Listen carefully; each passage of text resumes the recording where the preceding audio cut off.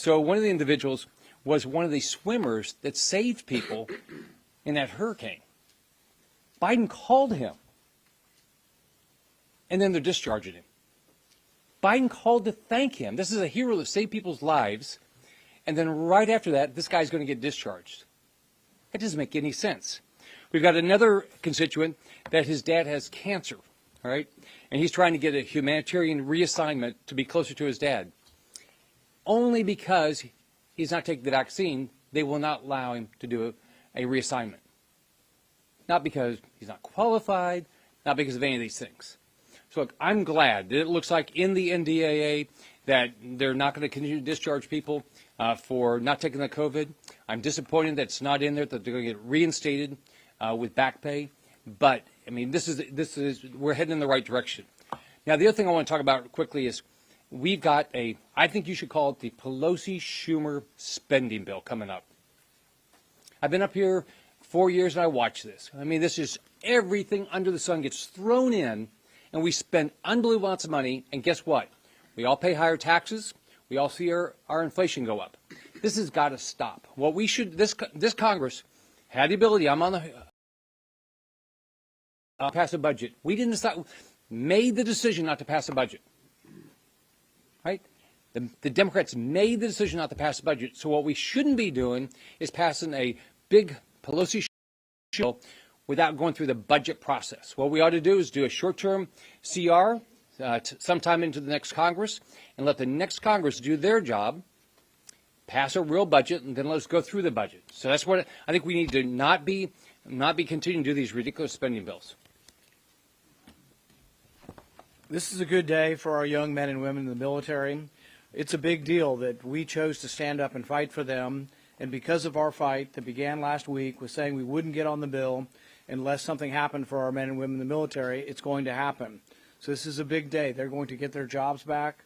Many of these people, it's their dream. These are the young men and women who are willing to put their life on the line. And now we've come forward to say they deserve to be treated with respect. The story that I will tell you is of Alex Buckman. His wife, Olivia, worked for me as an intern. He's a young man. He graduated from Hillsdale College in 2017 and received his commission from OCS in the U.S. Marines. He flew the F-35B in the Marines, but his training was stopped in April 2022 because of his religious convictions over the COVID vaccine. My hope is to see him back flying again.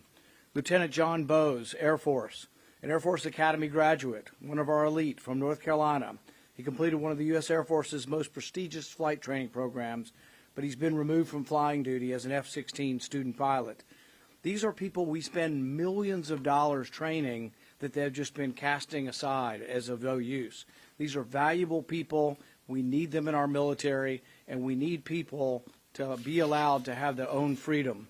With regard to spending, the biggest problem we face in Washington is that we have abdicated our duty. We've abdicated the power of the purse. We abdicate it by letting all the spending be thrown into one bill. This is going to happen again. Mark my words, December 16th, December 18th, we're going to get a 3,000-page bill that will have been given to us an hour or two before. I know, because this is the way it works every year. No one will read it. No one will know what it is in. But what is a guarantee is that it'll add over $1 trillion in debt next year. The system is not working. We are not obeying the rules. We need a budget. We need 12 individual spending bills, and we need to add the policy that people elected us to add to spending. The power of the purse is the power not to fund things we disagree with. We don't like 87,000 new IRS agents to harass the middle class. We shouldn't fund it, but the only way we'll defeat it is if we do the budgeting the way it's supposed to be done. Budget, 12 spending bills, and then we put policy changes that our voters and our supporters want on this individual bills, and then we debate each individual bill. When we debate one bill, it becomes government shutdown or keep it open, and what ends up happening?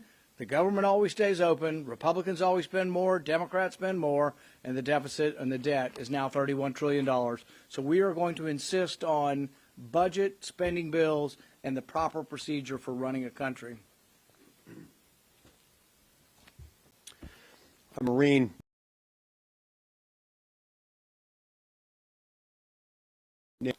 He had a religious objection to receiving the COVID-19 vaccine. He filed his application for approval of his religious objection to the vaccine mandate within the Department of Defense. Remember, when they first rolled out the vaccine mandate, they said we will accommodate religious objectors who have a sincerely held religious objection to getting it. His religious objection-based exception was never acted upon. It was effectively pocket vetoed. And they wrote it out so long that it became meaningless, and they fired him, forcing this young Marine, Mr. Schaefer, and his wife and his young children to move in to his parents' basement. As if they needed to add insult to injury, they're now seeking to recoup $21,000 from Mr. Schaefer based on the argument that he violated his agreement with the Marine Corps by not serving the amount of time to which he had agreed. So this is a reason why I am at once, number one, elated that the Department of Defense saw the light and also saw that this is not the right thing to do, perhaps because we had a number of members of the Senate saying, we're not going to put up with this, and we're not just going to pass a Defense Authorization Act unless we have an opportunity to address this. So I commend them for that. I'm grateful for that. I commend and am grateful to my colleagues who are willing to stand behind this, and including senators like Marsha Blackburn and Ted Cruz, who filed legislation on this, and those who stood with them and saying we're going to oppose cloture unless we're able to address this issue. That is great news. That is a success story. I do think that we still have to worry about those who have already been fired, about Mr. Schaefer and countless others like him, about the U.S. Navy individual who I heard about recently, whose daughter has a medical condition, and notwithstanding the Fifth Circuit's order in this recent litigation, has been told that the daughter won't be able to get her needed medical treatment covered by his health insurance by the Department of Defense. This appears to be in violation of the order issued by the Fifth Circuit. But all this begs the question, why should we assume, we're being told by many, that the Department of Defense is going to deal with those individuals fairly on a case-by-case basis as things move forward. In some cases, we're being told that they need to do this because in some instances, some probably exceptionally rare circumstances, someone might have been dismissed ostensibly for purposes related to the failure to comply with the vaccine mandate, but really it was for something else. First of all, I think that those circumstances are probably exceptionally rare and could be dealt with through other means. But what leads us to believe that they will, in fact, deal with these on a case-by-case basis when people like Mr. Schaefer were told something similar with the vaccine mandate, and then they pocket vetoed his religious objection-based exception? This isn't right. And so I'm going to continue to honor the promise that I made in signing a letter with a couple dozen of my colleagues that I'm not going to vote for cloture on this thing unless we're given a meaningful opportunity to address this issue in this bill. I think we need to do that. We owe it to them. Our national security depends on it in many ways. The recruitment is down. Morale is down, in part because of stuff like this. And we need to deal with this issue now rather than on the basis of some prospective promise that they'll treat fairly those whom they have treated most unfairly with this policy. With regard to the spending bill, it's important to remember that since 1994, we've seen the House of Representatives shift, control of the House of Representatives shift from one party to another. In each of those instances, there was no omnibus passed by Congress following the election leading to that shift. It didn't happen because it shouldn't happen. That's not how things should work. When the voters have spoken and control of the House of Representatives shifts, there's an understandable desire on the part of the incoming members and especially on the part of those who elected them, that you're not going to have spending decisions made by the outgoing Congress that was just voted out of office and out of control of the majority. If we were to pass an omnibus, that would, I believe, be a very effective way at carrying forward the effect of this Congress, at carrying forward and advancing the Pelosi-Schumer spending priorities. But it's not good management policy, and it's especially bad management policy right now, where we still don't have top-line numbers. There's no agreement on top-line numbers. There's no agreement on top-line numbers today. Look, we're less than 10 days out from when we're scheduled to go into recess before Christmas, and there's not a reasonable opportunity to write something, have it adequately aired by the American people, reviewed and understood by those asked to vote for it, and pass it all at the same time, which is part of the problem. Which is exactly why I think we need to pass right away a short-term spending measure taking these decisions into the next Congress so that the next Congress can address it with all deliberate speed once that happens. This is necessary not only because it's respectful to those voters who spoke loudly and clearly and elected a Republican House, but also because this practice of dropping a 3,000-page spending bill, and Rand Paul is not exaggerating here at all, at the last minute, and then using basically extortion to tell members of the House and Senate that they've got to vote something that they've never read, that their constituents have never had the opportunity to react to, and that they will have no opportunity to amend. This is wrong, and it's got to stop. This is a very good time in which to stop it. We can stop it and do so in a way that doesn't threaten anyone, with the government shutting down, by passing a short-term spending bill now, that will take us into next year. Look, our soldiers, sailors, airmen, and Marines should not be used as pawns. Fear for whether they will get their paychecks and fear on the part of individual members about whether they're going to be able to get home for Christmas shouldn't be on the table. That shouldn't be used as bait for extortion, for making people vote for something that they know is wrong, that they've never seen, and they will have no opportunity to amend. So, the vaccine mandate, if you recall how long ago it was, but the government was going to force it upon every individual in the workforce down to any employee that was part of a business of 100 employees or more. Finally, the Supreme Court stepped in and took care of that.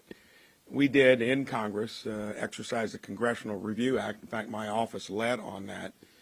That was a heavy hand of the federal government, regardless of what you think about how to navigate through the disease itself.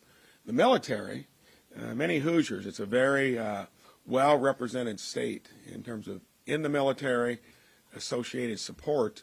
Their ability to recruit, it was mentioned earlier, has been hampered big time, to where recently you have folks talking about to have the safe number of people there, you have to consider having a draft again. It's sad that it takes this, and finally we've exercised the leverage, I think, to where we're not going to just keep going along with it. Other thing I noticed, many Hoosiers told me that when they were in any occupation within the military, that there was variability among where they were, what they were doing, in terms of how much latitude you were going to have to maybe work through it. Stories like, well, we've got 3 to 4 months to work it out, to where they thought maybe they could cajole you into doing it. Imagine the anxiety that put into people, having to figure whether they're going to still be able to be with a job, and especially on the support activities to boot. Let's get to the fiscal side of it. There's no place in the country that can run the way this joint does.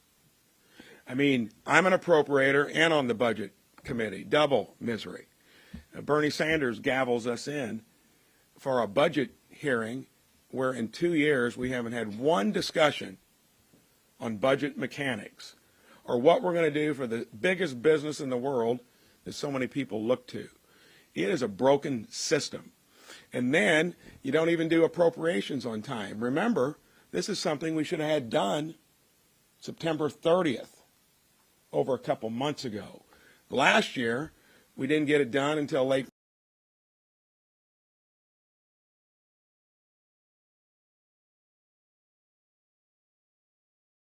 It's a useless appendage as a committee here in the Senate currently. We haven't done one and stuck to it in over 10 years. Wouldn't be that big a deal until a couple decades ago we started putting everything on the credit card. with a couple wars. Obama administration came in and saw that if you can do it there, let's double down. Still, debt as a percentage of our GDP was manageable. Rick and I get here 4 years ago, $18 trillion in debt. Imagine, this is debt you guys and your kids will be paying for, is at 31. And our fearless leader just put the only blueprint out there that shows us $45 trillion in debt in 10 years. And takes the $1 trillion deficits that were bad enough and now baselines in $1.5 trillion deficits. Ask you all this, see how quickly you can come up with it. What's 1% of 30 trillion?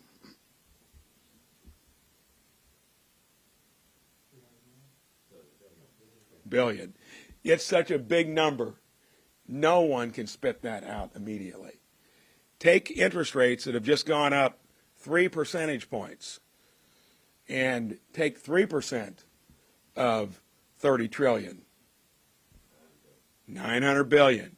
900 billion plus the roughly 400 to 500 billion we already spend, that's about 1.5 trillion. That's going to be 50% more than we spend on either defense or discretionary domestic spending. That puts a little flesh on the bones. That's where we've come as a country. Shameful. Can you answer any questions anybody else? Good job with your math. Senator Lee and Braun, I ask you this because you're on judiciary and you appropriate for judiciary. This Justice Department probe of the Mar-a-Lago record is still going. And we got reports of more classified documents now found. What do you make of the Department of Justice investigation or the significance of the records? Yeah. That investigation's ongoing, and I don't have access to those documents. I can't speak to that, but we're here to talk about other stuff. Senator Lee, you had mentioned, and I was wondering for the rest of you all, that you were going to also, you're going to stick to that commitment to not advance the NDAA because it's missing this key piece here that you guys were pushing for last week. Are you all in agreement on that? And Yeah, I am. And if not, if you have a plan moving forward to try to leverage that? Well, one of the discussions that we had at lunch today was whether or not an additional amendment could occur on the NDAA, such that we'll have an amendment to reinstate the soldiers with back pay. So there is a possibility that we may be able to negotiate that amendment, which would be one. Willing to do that. We'd be willing to support cloture if we got an agreement on a vote on that. A vote on that would be germane. It's a germane amendment. As a germane amendment, it would be subject to being adopted at a simple majority threshold, and I'd take that. What this is, the entire conversation is kind of boiling down to is the idea that you didn't have a plan and an agenda, just with kind of where you were running against Majority Leader McConnell about. Do you think that this whole push that you're going for kind of ties into how we're not won in Georgia? I mean, why do you think Walker lost yesterday in Georgia? And do you think that it's time for your party to kind of step away from Trump when it comes to these races? Well, I think first off, every race is an individual race, and to me, it's very disappointing. As you know, I was very optimistic going into November. I think we all have to figure out what we have to do differently. 70% of the country, I think it is, thinks we're heading the wrong direction. I know as a group, what we are hoping to do is let's focus on the issues and try to redirect where we get some positive things done for the American public. I think every one of us, and I think every senator came up here to do that. I just think we've got to now do everything we can to make that happen. I think it's a big win to what we did with the NDA. I think that we've got to figure out how we get our fiscal house in order. I think Mike and I came up at the same time, but Senator Lee and Senator Paul have been up here. Why aren't we passing budgets? I mean, just doesn't make any sense. We're business guys, and I borrowed a lot of money at one time. I had to go to the bank with a plan, and if I didn't make my plan, I was in trouble. So we've got to start doing that. I've got a quick on that. When it comes to the fiscal side of it, there's no entity that could get by with running, again on the numbers, a 20 to 30% loss. And this is money given to us by taxpayers. You would not have, obviously, the printing press in the basement. You would not have a credit card that you could keep swiping. So, and when it gets down to the political stuff, it's very clear for me. We better learn from what's happened in the last presidential elections over time where we lose the popular vote. We won the popular vote here through the U.S. rep seats. That's one good bit of news by 5 million votes. But if it's not clear to see that we get outmaneuvered in the tactics of how you win these elections, they found out that they had movable voters in Arizona, Nevada, and Pennsylvania, and got to them with the message. Probably made the difference in those areas. Candidate quality does count. And then you could never have anything that's going to resonate generally if there's not a clear plan of what you're for. We are basically for nothing, and we complain about it along the way, and then say, well, maybe we'll tell you after we're elected. It's not going to work. Democrats are political enterprisers. This place is kind of their growth business and cathedral all wrapped into one. We are flat-footed, and we're going to keep seeing the same results if we don't do something different. And you can't get by with any of that, again, in the real world because you keep losing. Senator, jumping off of Frank's question there, you predicted a GOP majority, and here we are with the one seat lead for Democrats. What went wrong? Is former President Trump's endorsement the kiss of death, as another Republican senator said today? And how do you plan to work across the aisle with Schumer and Democrats, and also within your own party with McConnell? So I think with regard to the election, one thing Democrats have done a good job. They got their mail-in. They did a better job with early votes, mail-in, and early voting. We've done that, for a long time in Florida. I do great with mail-in ballots and with early voting because we work at it. We all have to start doing that. I think we do have to have a message that when Republicans run, you say this is what Republicans are going to get done. Every race is going to be a little bit different, but we've got to have an agenda. We've got $31 trillion of debt. We've got inflation 40-year high. We've got crime. We've got open border. We've got to show the American public that we have a reason. There's a reason to vote for us, and we have to tell them why they vote for us. Here's my experience with endorsements. I got none of them in 10. All right, and I won. I was not the establishment candidate. I think people vote based on what they think is important to them. It's generally their economy. It's generally their kids' education. It's generally their crime. That's how people vote. They don't vote because one of us tells them they should vote that way. We'll take one more question, guys. On topic. Why the JCPA was excluded from the NDAA? It looked like it was going in at one point, and then there was blowback from Facebook and Meta. Now it's not in there. How do you avoid the optics of, again, big tech dictating policy in Washington? I think on the NDAA the issue was we had to keep things tied to the NDAA. NDAA shouldn't be a vehicle that we have all these extraneous bills that people would like to get done at the end of the year that might not be able to get done on their own. And I think that's just one example of a bill that it should go through. If it's a good bill, it should go through the process on its own, and we should have debate on the floor, and then whether it passes or not, it shouldn't be tied to a must-pass bill like the NDAA. Thanks, everybody. Thank you, guys. They called it out. We gotta go. Will the government shutdown be averted? Admiral Braun will be available for questions. He's worked with a lot of these soldiers that have been discharged. You guys want to gather just